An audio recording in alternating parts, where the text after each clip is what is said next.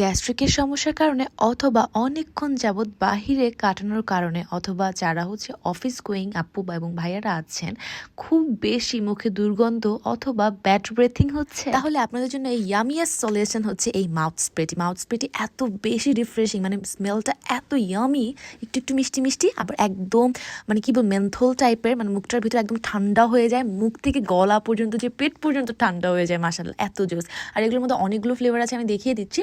সবগুলো ফ্লেভারই এক আলাদা আলাদাভাবে অনেক বেশি ইয়ামি, অনেক বেশি রিফ্রেশিং।